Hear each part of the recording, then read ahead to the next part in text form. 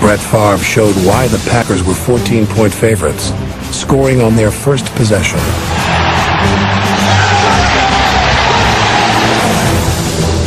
But the Broncos answered with their own drive. 10 plays which demonstrated their determination to play power football against the defending world champions. Elway, handoff, Davis in the end zone, touchdown! Yeah! A pretty good way for the Broncos to answer the Packers' opening drive. But what that first drive showed, not only us but everybody else, we're here to play football. Can you match up? Because we're going to be here all day long. Come on, baby, let's get that turnover!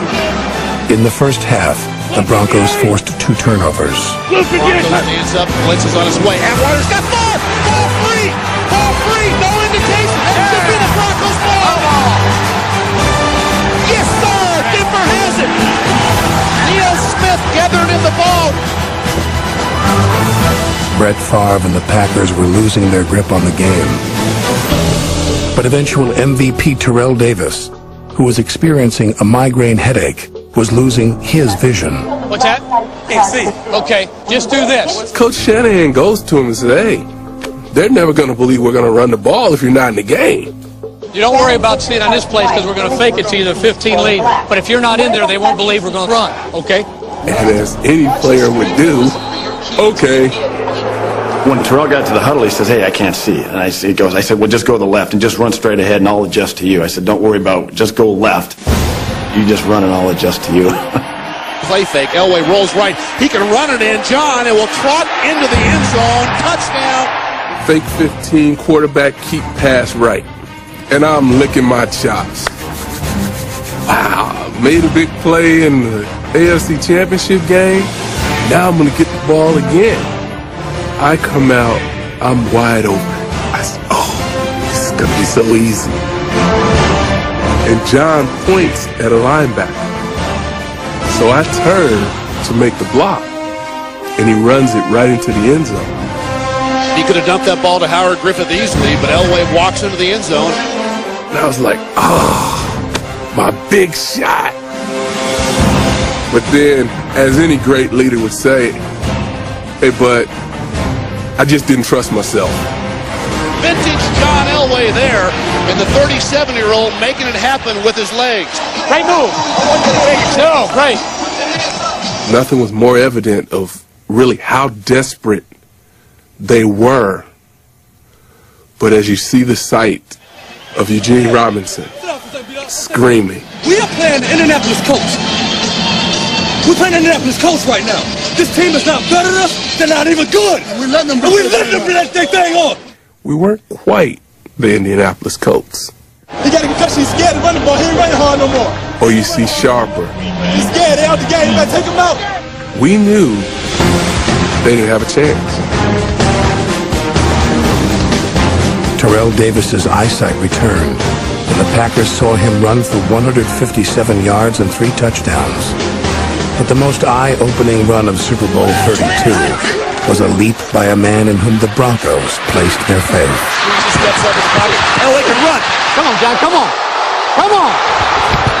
Inside the 10. Head first. He dives inside the 5-yard line. Yeah. Great. We'd been practicing that pass play the whole week, and it was a play that I wasn't essentially really that fond of, but it was a play that went in that week specifically for the Green Bay Packers. Even during practice that week, I'd ask Mike, I said, well, what happens if they don't play that defense? He said, it's 100%. They'll play that defense. They played that defense the whole year. I said, okay, so in comes that play. Okay, point slice. And sure enough, I'm in shotgun. It's 3rd and 6, and I look out there, and they're not in that defense. And so I knew that I was going to have to find a hole. So I took my drop and was looking for a place to get through to try to make something happen. When I got outside, the first thing I did, and you can see my eyes, I looked to see where the first down marker was. I knew that they were probably thinking that I was going to go low, and I put that old 5-inch vertical jump on them, and I went over the top and was able to get the first down. One of the greatest individual efforts that you will ever see in the Super Bowl. Because in that split second, you knew that he wanted it. And wanted it more than anybody else on the football field. Elway's determined run led to a Davis touchdown and a 24-17 lead. But the Broncos could not put away the Packers. Green Bay didn't just say, we're going to let these guys win it. Brett Favre is not over there saying, John Elway sure would look nice with a Super Bowl ring on. He tried to win that game as well. Brett Favre wanted a second straight ring. John Elway was thrilled to still have a chance to win his first. I can remember sitting in my room the whole week before and just praying. I said, God, and all I asked for was, God, just give me a chance to win this late in the game. Just have us in the game, you know, with 4, 5, 6 minutes to go to where we have an opportunity to be world champs. Tied at 24 with barely 3 minutes to play, Elway's prayer was answered. But this time, he didn't have to be a hero in order for Denver to win. The quarterback who once willed the Broncos to so many last-second victories threw but one pass on the 49-yard drive. His talented team did the rest.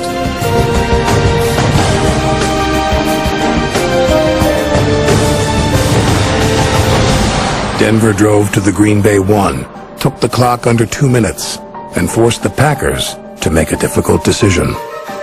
The meeting of the minds over there on the other side of Green Bay decided that they were going to let us score, which in hindsight made sense because all we were going to do was run the clock out.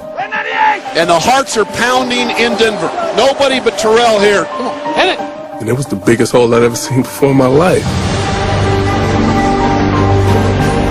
Davis into the end zone, rocking, standing up. Can you say Denver is in the lead? We're sitting here, it's like, oh, we are great. Did you see that hole? That's unbelievable. Third rushing touchdown. That's a Super Bowl record for TD. As usual, Elway had done his part. Now, Denver's defense needed to do theirs. When offense come off and saying that they just let us score, I guess they're trying to get the ball back, and we all just looked at each other and said, no, it's our time. If we're gonna win, we have to stop them. It's already just gave them the touchdown. They gave them the touchdown because they don't think we can win it. It's on our shoulder, baby. Somebody step up and let's make a play. Back up, guys. Let's win the ball game. Come on, baby. Somebody make a play. Come on, baby. Come on. With 36 seconds to go, will they bring pressure? Here they come. Favre. Pass over the middle is going to be incomplete. Oh, incomplete. Atwater with a big-time hit. Hilliard is down. Atwater is down, and Brooks is down. Atwater knocked out everybody, including himself, on that play. We got 3 guys out. Atwater, Hilliard, and Crockett. The Broncos were 1 play away from their first world championship. Let's go, do it again, let's go!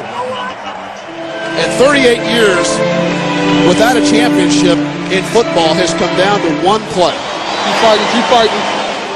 4th and 6 with 32 seconds to go. 1 play. Super Bowl. Come on. This is it. Come on. Blitz is on. Mark. Hit as he throws. Pass is going to be incomplete. Oh, yeah. Denver. Denver's going to win it. Are you kidding me? And I just turned around and it looked like a volcano coming out. All our guys on the sideline running on the field, jumping up and down. I just was in disbelief. Perhaps no one was more stunned than John Elway. After carrying the Broncos for so many years, his team finally carried him to the only distinction he ever really wanted, world champion.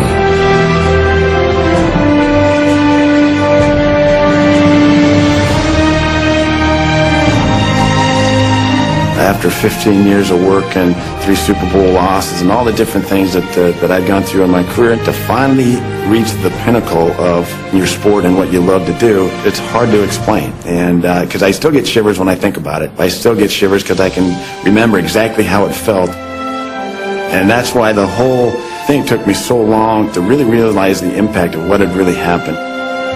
I'd finally reached the pinnacle, and that's to be able to say that I was on a Super Bowl winning team. I'm so proud of you. You know how nice that ring's going to look on your finger? Can't believe it. There's one thing I want to say here tonight. It's only 4 words. This one's for John.